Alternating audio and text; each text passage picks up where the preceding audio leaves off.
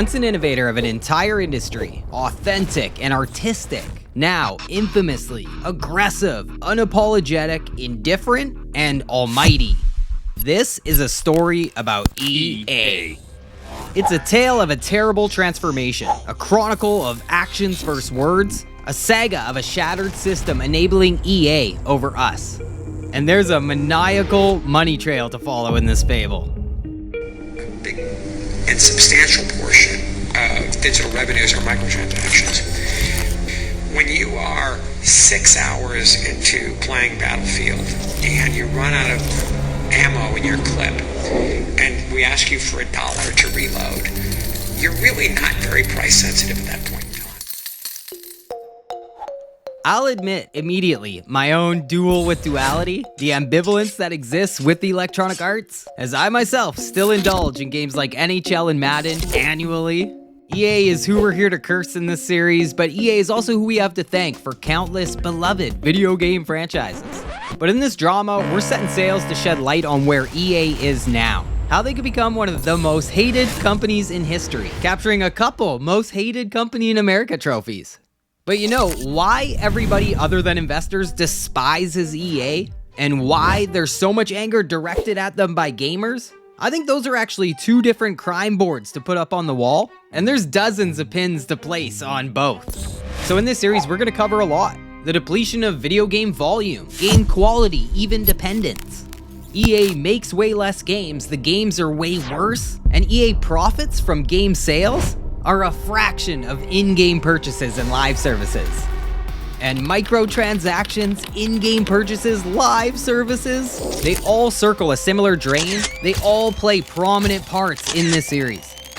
And a lead role will go to following the money. EA's obsession with the stock price, EA's obsession with stock buybacks and big bonuses. And I'll rivet everyone with some revenue versus gross and net profit parlance, because we should expose where all of EA's money goes. The EA hatred is hard to encapsulate in a synopsis though, it runs deep. So I've established a loose timeline throughout the series. That way we can crime board pinpoint events and attributes getting injected into EA's identity, like the two-facery, where one thing is said to the public while investors are being told something very different. And we can highlight the junctures along our journey that EA always arrives at, where this video game company claws in their heels, reinforcing their transparent trajectory towards in-game purchases, turning away from talent, content, and us. The fans, the public, their sugar daddies or mamas. And all the while, I want to keep one eye on Madden. That is where a lot of my spirit is, and after all, EA was invented so the creator could make a realistic football video game. A game that has all but exterminated the entire genre at this point. Once a love letter to the sport, Madden is now but a soulless vehicle to sell you packs and passes. A pure pioneer to pariah epic. So, you've been officially warned, this is an arduous adventure of EA's exploits. And if you've had your heart broken by EA, please describe your Electronic Arts PTSD in the comments. What? What? I thought we were in the trust tree in the nest. Are we not? We are. Okay. We are. It's okay. We are. It's okay. It's okay. Please, continue. I don't know where I was going with that. Maybe it was Madden, maybe it was SimCity. I know there's a lot of Battlefield scars out there, immense Star Wars anguish. But games are only the tip of the light spear. EA's out here truly operating as an evil empire of an entire industry. And we're not talking big pharma, oil barons, or bankers, we're talking video games. Incredibly, almost a $500 billion a year industry itself. And it's an industry that is all but ignored and unregulated. And I say we officially blast off here and ardently look at how a video game company can come to reflect everything wrong with corporatocracy, where builders burn out as executives cash out. A gamer's tragedy of how untethered and adrift EA is from everybody, becoming the antithesis of the company originally envisioned. Once the darling of an endearing industry eventually voted the most hated company in America back-to-back years. Twice. 2 times. Twice. 2 times. 2 times. Twice. 2 times. Okay, conserve the rage a bit. If you're wondering why I'm making what I've learned is called a video essay, first off, people might not know how big this industry is. Gaming isn't king, but it's close. Bigger than music, bigger than movies. And the ascent of the industry is incredibly understated. A 2024 global gaming market estimate was over 450 billion US dollars. A figure that's forecasted to climb to nearly 700 billion by 2029. Time-breaking big numbers. But again, it's an industry that is underappreciated, underregulated, an industry largely ignored by regulatory bodies, the mainstream media, and lawmakers. It's opposite day all around. All the apparatuses that exist, equipped or installed specifically to impose accountability, they all serve EA's interests instead of the gamers. To be honest though, I don't know why I'm making this exactly. This is my first YouTube video or any video. I could say the state of Madden and the irony of EA's etymology specifically sparked this. For the past few years, Madden, with all its flaws, just makes me so angry to play, like angrier than I should be getting while playing a video game, that for my own mental health, I had to stop playing it. Like I would go into fits of rage. Yeah, what he said? But optimism is actually abound with Madden and with FIFA now. But even if gameplay is getting better, would that absolve EA? I think your answer will be a resounding NO when we're done here. This is way more about 2 decades of desolation and counting. Pathfinder? Director Addison? Pathfinder. And I only express all that because I do worry about coming across a little numbers heavy at times. And mostly I worry about giving off mega crash out vibes. My puck, baby! Don't you ever touch my puck! Damn it! Is that goal regulation size or what? Jeez! But that's the truth. That's what this is. Part therapy, part protest, part reminder. And it also occurs to us there's an entire new generation at the mercy of EA thinking this landscape is normal. So if you think about it, this is about nothing less, ladies and gentlemen, than the future of gaming. Won't somebody please think of the children? But us old SOBs, we do care. Because we remember. We remember when games were crafted as ambitious art projects, not scientific, psychological online casinos, which is what sports franchises have felt like for going on a decade now. And I worry these kids these days, they're not getting the same experiences we enjoyed. Because okay, maybe I was being a bit hyperbolic about the future of gaming. What isn't hyperbole though is that EA shaped many of our childhoods. So I truly mean it when I say this is about more than games to me, it's about connection. EA legit played a role in some of my most cherished relationships, friends and family, and this is a concept that was not lost on the creator of EA. And it came with 2 joysticks, so I'm thinking this is the birth of serious social gaming. And I really cared about that, again, from the beginning, because what I grew up doing was sitting in a room with friends playing games together. And not really wanting to just do it all by myself, but have the dynamic of a live opponent. First video game I ever played was NHL 94 for Sega. I was like 5 years old playing with my grandpa. My introduction to computers was NHL 98. And Need for Speed would have been the first racing game I ever got into. And I think the benefits of playing video games with friends and family growing up, it's not quite as good as the lessons learned from being on a hockey team or something, but you learn some important ones. Like learning about and to accept friends or family members' flaws. You form solid traits in formidable years, like patience, communication, dealing with anger, even performing under the pressure of peers, honor, and integrity. And don't listen to what you hear, I learned a lesson or two, and it was while playing a laundry list of games with a litany of friends and family, and EA was who I had to thank for countless titles. Games like Battlefield, Dragon Age, Mass Effect, Dead Space, The Sims, SimCity, Apex Legends, and so many more.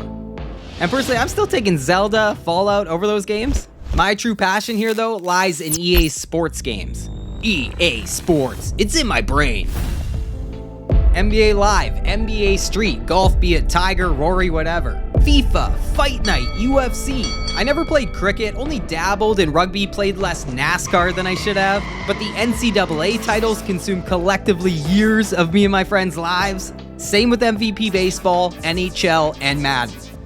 I'm confident I can recite the cover athlete for the entire history of NHL and Madden with like a 90% hit rate.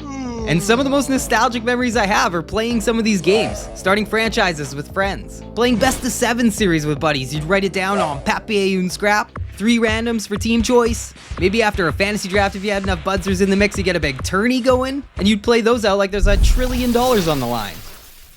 But I digress, and I won't subject you to my childhood any longer. I just wanted to convey the passion. The passion I know is widely held by gamers, and it's passion that is obviously unshared by executives at EA these days.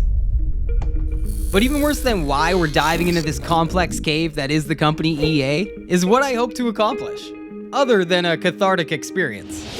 What I hope to accomplish, though, that's easy. Awareness. Get some damning information into the light. I am very confident that I will pretty much position EA in this video not just as visionary to villain, but as a case study of a broken industry enabled by cracked systems. Just, you know, bad guy movie character corporation maniacal post-dystopian monopoly overlord vibes. That. And yet, none of it is actually exclusive or isolated to EA, but in the gaming sector, EA is patient zero. And guys and gals, laying the groundwork for solutions, even some that I've never seen mentioned, that is definitely what we'll tackle to close out all these shindigs. Because we have got to find a way to mobilize this community of the betrayed. And I think that hints at what really drew me in. Just how hated EA is. I mean, they're not the worst company of all time, but they might be the most hated. And I say we should get a good grasp on why before we're in the cave. Why the stigma is so bad. Because EA ain't out there poisoning rivers, that we know of, but their reputation is almost beyond repair. Do me a favor, think of some of the awful companies that exist. How is it possible EA has more pitchforks pointed at them? Well, let's give a rundown to arm ourselves with context and consider it a table of contents for this series too. Why does everybody hate EA? Where to start, eh? It's the anti-consumerist practices. Think the monopoly on NFL games they have with Madden? It's mergers and acquisitions. EA acquires promising studios, they gut their personality, crush their culture, eventually killing them if convenient. EA's out there smothering and eliminating competition. And when competition goes by the wayside, an absolute innovation vacuum is left behind. Quality and cost intrinsically interconnected with competition. And core principles or pillars of a decent company fade away too. EA's an example where customer service becomes essentially automated, as invisible as it is invincible. But the EA dread, it doesn't just brew from bad products and piss poor practices. Few companies in my lifetime have struggled more with PR. EA acts utterly averse to accountability, deny till you die style. EA is absent any ethical integrity, and wait until we talk about lobbying and direct advocacy. And you know what? There is the material, tangible reasons, and there's even more philosophical or human reasons to hate EA. And I'll tell you, a lot of our objectives encircle airing out EA's identity.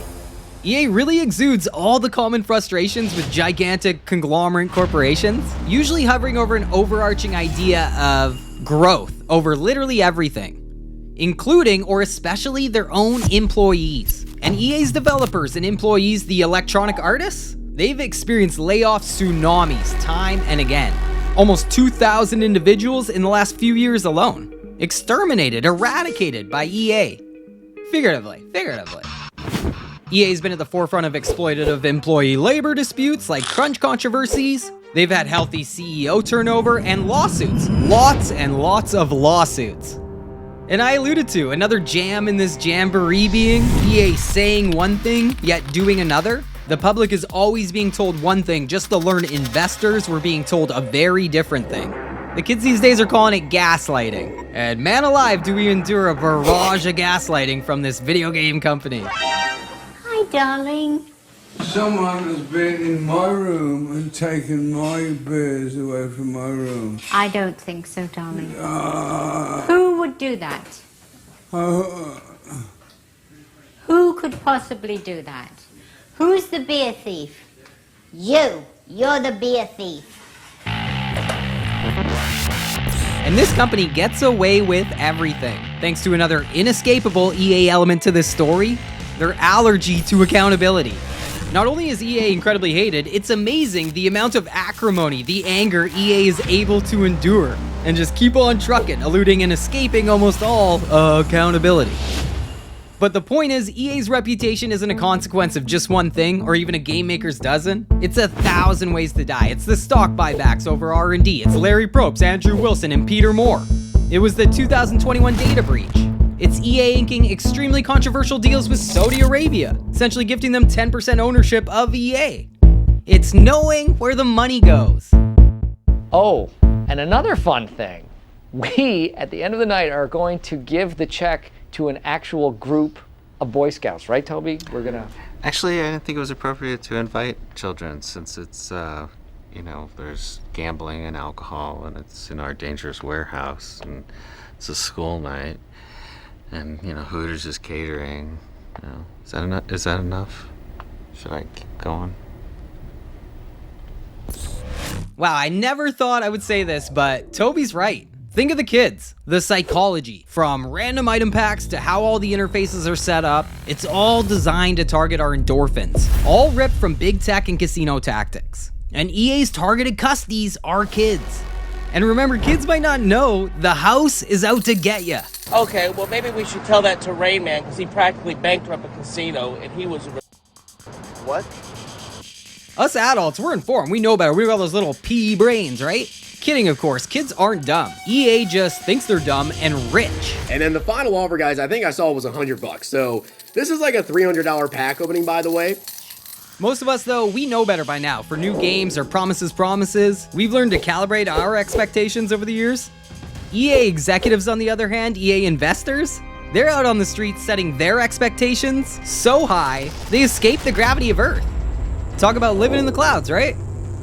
And EA's always evergreen, unrealistic expectations are yet another theme throughout this escapade.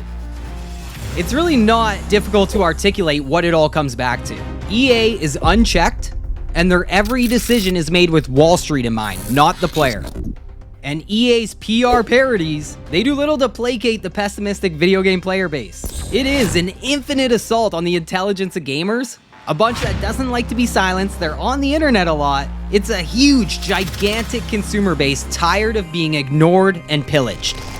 And it's all exacerbated because you'd think that would form a formidable opponent for EA. Is it you? My great and worthy opponent? But it can't be.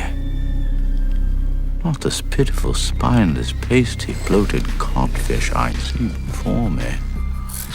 But this is a company that sticks its heels in time and again. They aren't even subtle anymore.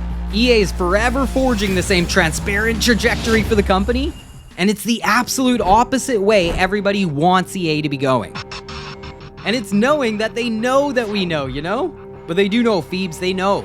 And that complete contempt, the disconnect between EA and us, I'd say it's almost one of the best arguments that EA is actually leaving money on the table.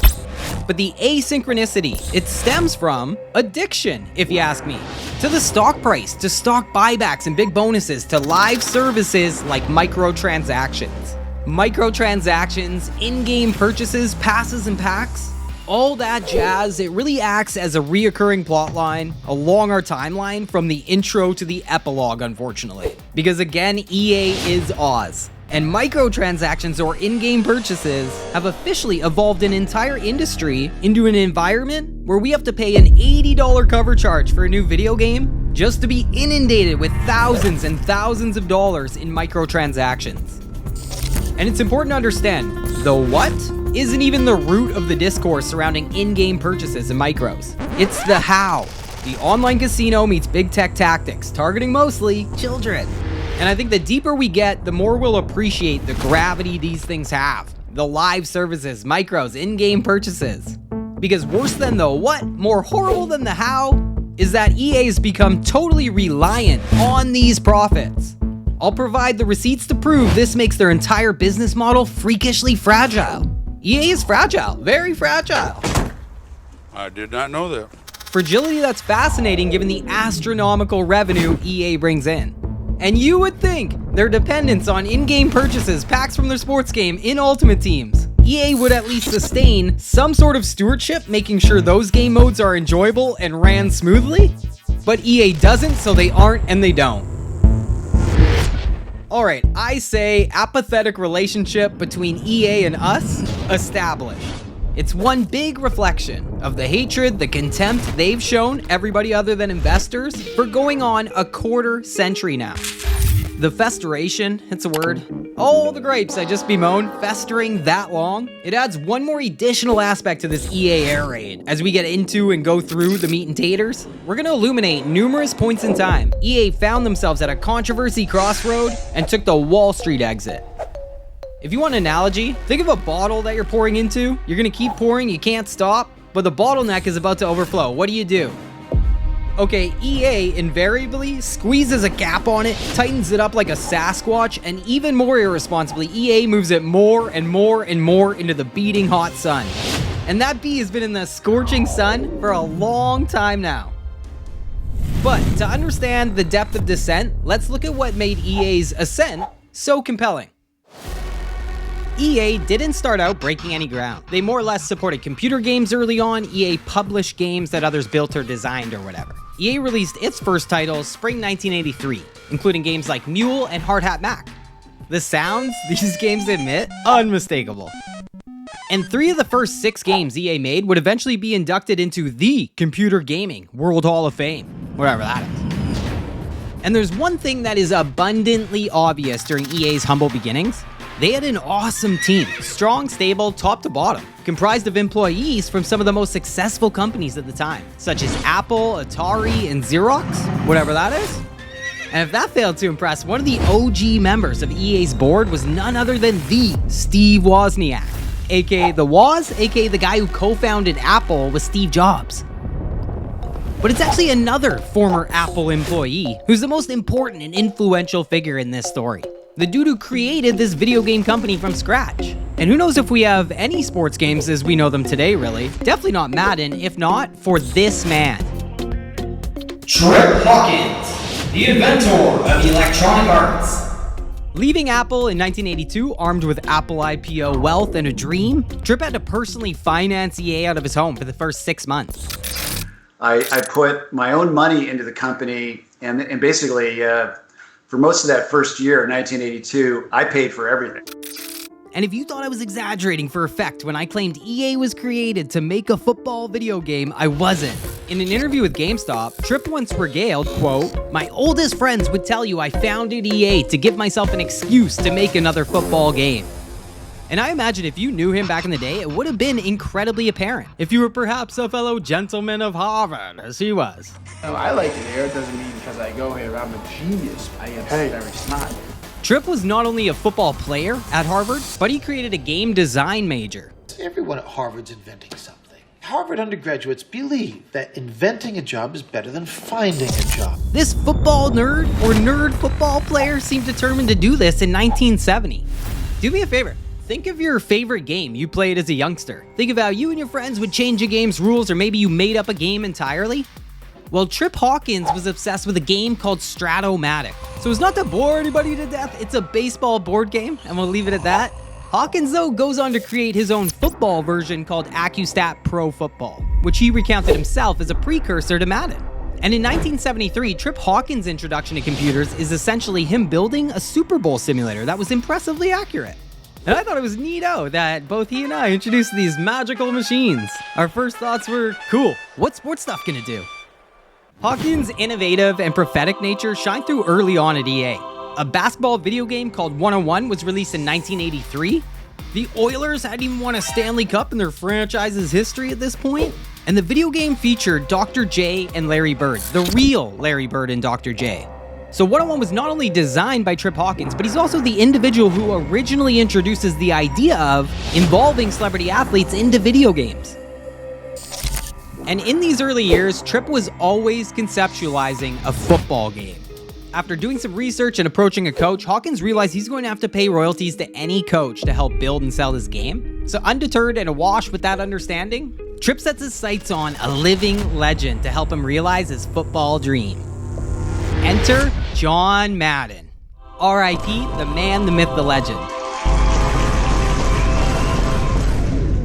Look, one-sided passion is something I already have and will continue to rail against during this video. And now we've touched on the passion EA's creator Trip Hawkins emanated. Well, if passion is contagious, 2 of the sickest SOBs were about to team up.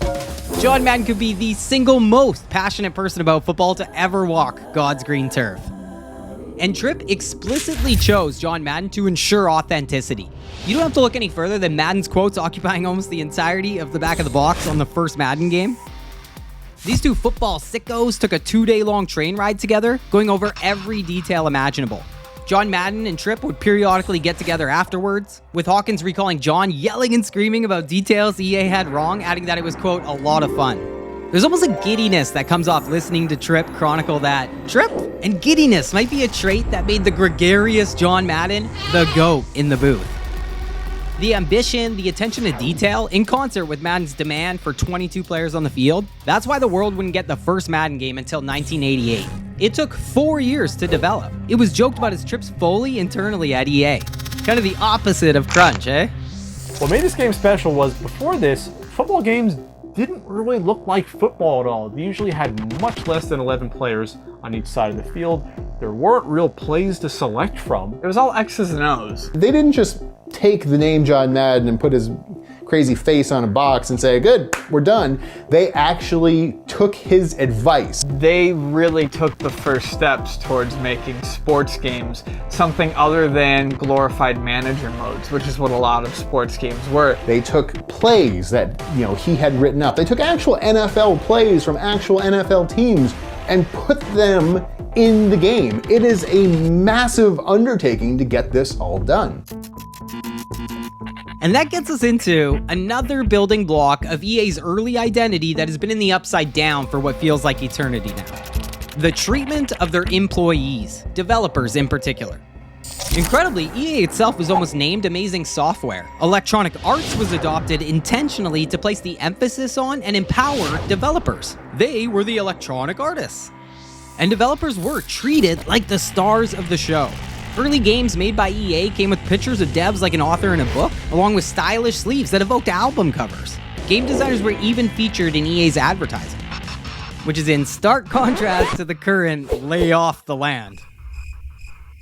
Anywho, I hope I've accentuated the original overwhelming vibes EA emitted, quality, innovation, and a want for simulated reality, opposed to now where EA just simulates passion. But I say we get a move on here. We are officially in our timeline now. Here we is in the early EA years heading into the lovable 1990s. EA has now entered the gaming studio biz.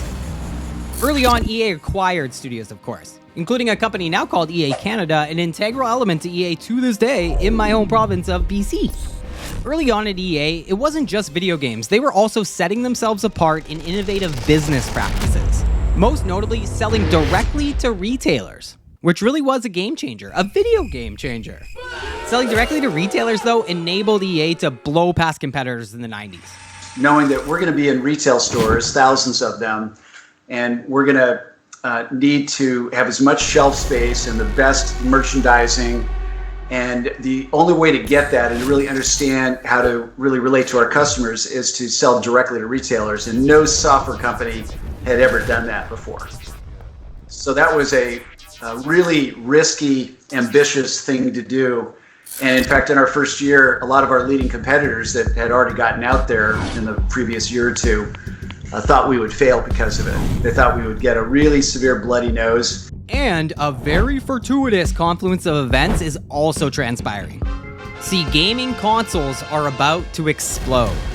Nintendo is already established on the scene, Sega is getting froggy, and that makes EA get greasy. 2:29 left in the period. That's offside. See, right as Sega is primed to release the Genesis, EA is chocked full of folks familiar with the technology Sega intends to use. Our target is a major transaction of microprocessors. Yes, those. I don't know what they are. You don't know what they are. Who gives a f? This allowed their team to reverse engineer the Sega Genesis. EA then threatens to release unlicensed games as leverage in negotiations with Sega. And if the new kids on the block wanted to take on Nintendo, they needed all the help they could get. And that put them in a precarious position, a position where it was actually in their best interest to just concede an extremely amenable deal to EA. This pissed Sega off, just like it would do any other company. But Sega CEO Tom Kalinske chose collaboration over litigation. While Sega charged other third parties a $10 licensing fee per game unit, for EA they gave them a $2 licensing fee per game unit capped at 1 million units. This move helped Genesis offer games that Nintendo lacked, like Madden NFL, which would go on selling 400,000 copies and capture a huge share of the gaming market. And the year they inked that deal, fueled by the rapid growth along with the console optimism, EA went public.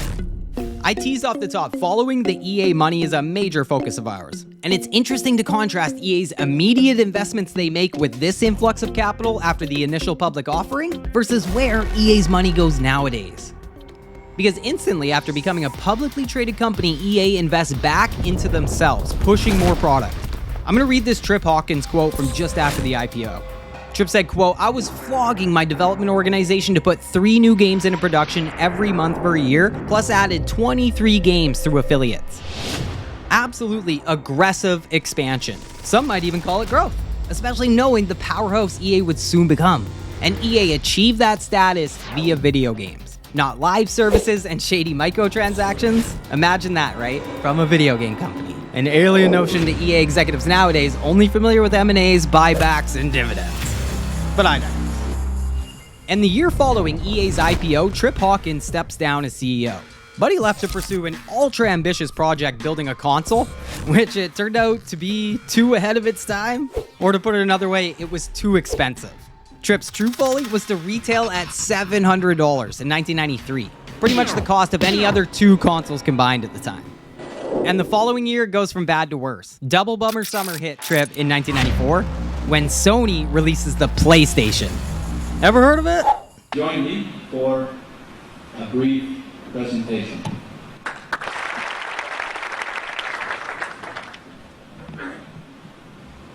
$2.99.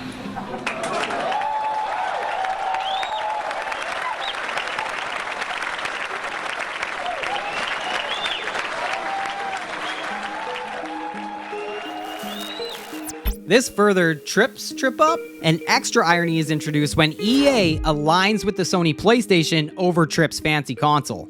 A hawkish move by EA, hurting Hawkins' new dream of cornering the console market.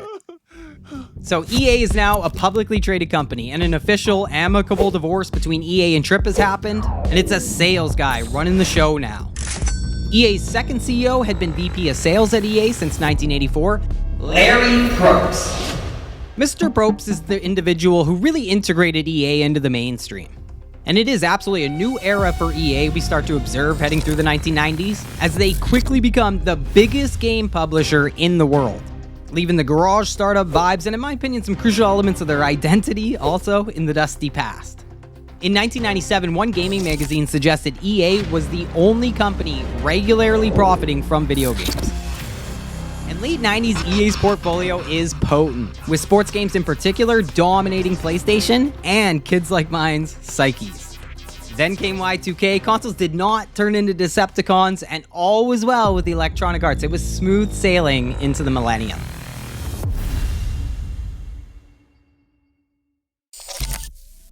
I suggest Feather Touch.